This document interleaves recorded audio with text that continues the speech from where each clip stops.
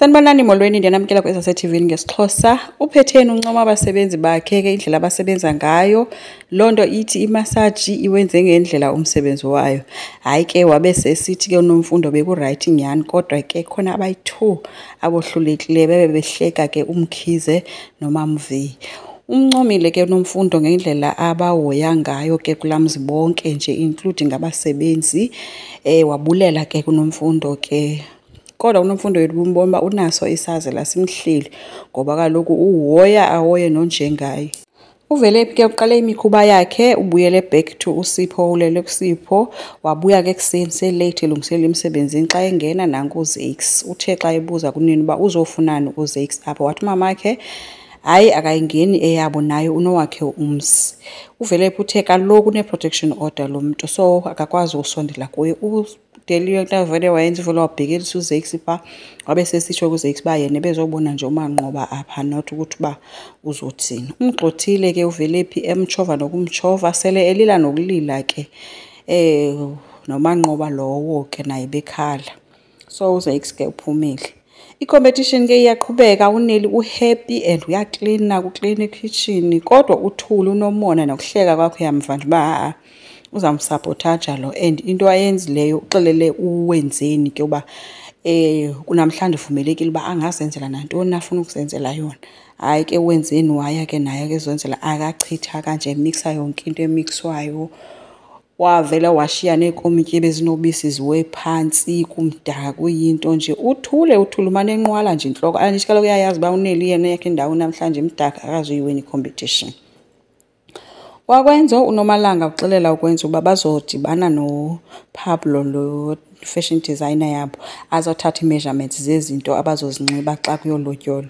Ukwenza ukhuze kuba nayo ba kanti bazophinde bamfaniselana xa kuyolotyolo ngoba yena unalento ithi vele uzobehlela emotweni nje.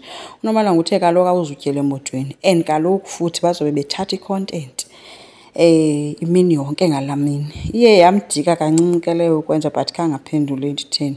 Ubuze uPablo uba uzofika nini ke wathoma uzofika in 2 hours time. Utheke ukwenza uyabuya khona abafuneka ye khona nje uzobe sibuyile ke after 2 hours. Fikile ke uPablo dolo lo ukwenzo and uthe uzokwazi uphinda ababone ngenye ixesha xa benze enye appointment because unezinye clients ezimlindileyo.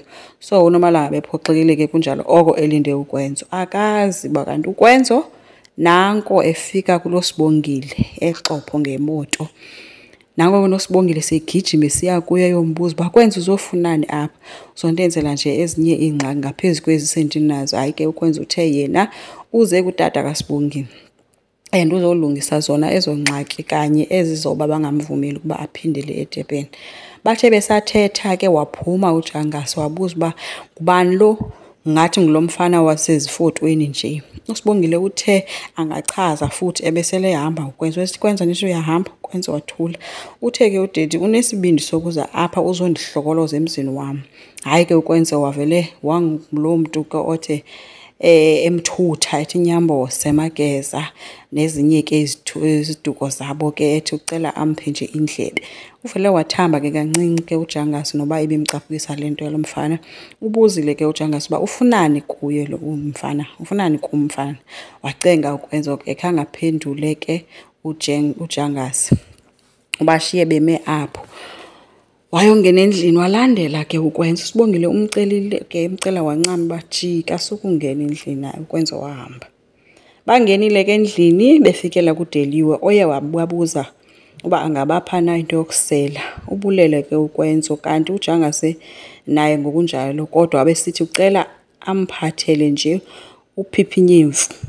uDeliwe uthe akho sidingo salonto uPhiphinyemfu ke ligama lemvubu yakhe. Uthe ke uJangase makathethe umfana. Kwenzo ke uzame ukucacisa ke ngefoto uba abamazi umuntu wabafotayo nomuntu owathatha isithombe sifaka ku social media ngaphandle kwemvume yabo. uJangase uphendulela linye ngelithi utsho ngokunani lapha wabe ekhomba imilebe le yakhe. Waphakama ke ethi uyabuya. uDeliwe ushiyeke exelela ukwenza uba baleka. Uthe engekaphakami ke uKwenzo wabeselapha ke uJangase nemvubu yakhe embamba ngesixhanti ke uKwenzo ethi wena uzondelela udelela abantwana besikolo, wena nje ubadelela ukuthi ubancamise, uzondidelela kwam. Udeliwe ke ngibambile imvubu ngapha, utsala uJangase ngapha, uKwenza ubanjiwe kwelinye icala. Ube ngathi uJangase edeliwe ndiyeke, waphuncuka ke uKwenza wasisibhene ke ubheka emnyango.